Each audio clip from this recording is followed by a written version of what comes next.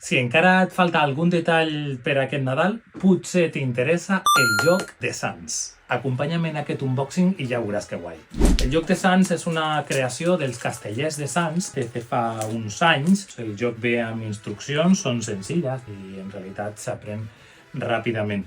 És un joc fonamentalment de cartes, té 208 cartes que corresponen totes a efemèrides que es van anar donant a l'evolució de la història de Sants. El joc té dues modalitats, la modalitat competitiva i la modalitat cooperativa. En aquest joc pot guanyar un o guanyar tothom. I el cas és que tots els participants aprendran alguns detalls més de la història del barri de Sants i així guanyarem tots i totes. L'objectiu del joc és configurar una línia temporal d'efemèrides del barri fins que en el mode competitiu algú es descarti de totes les cartes que en tenia a la mà o en el mode cooperatiu acabem totes les efemèrides entre tots i totes. Es reparteixen 5 cartes per a cadascú dels jugadors.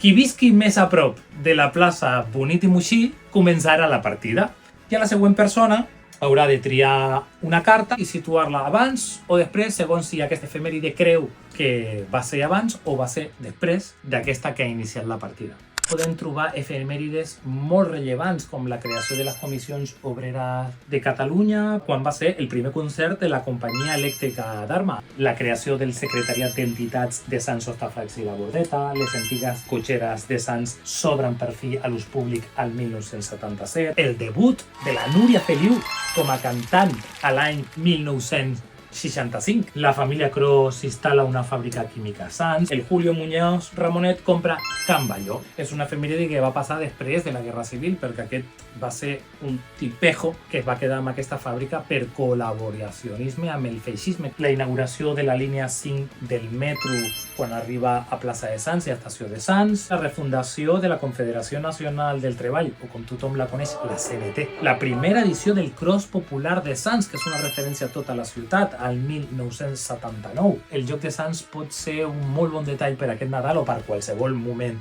de l'any. Està ple d'històries que construeixen no només el barri, sinó l'ànima de la Barcelona rebel i d'aquesta ciutat que va aconseguir conquerir drets per a tots i per a totes a peu de carrer.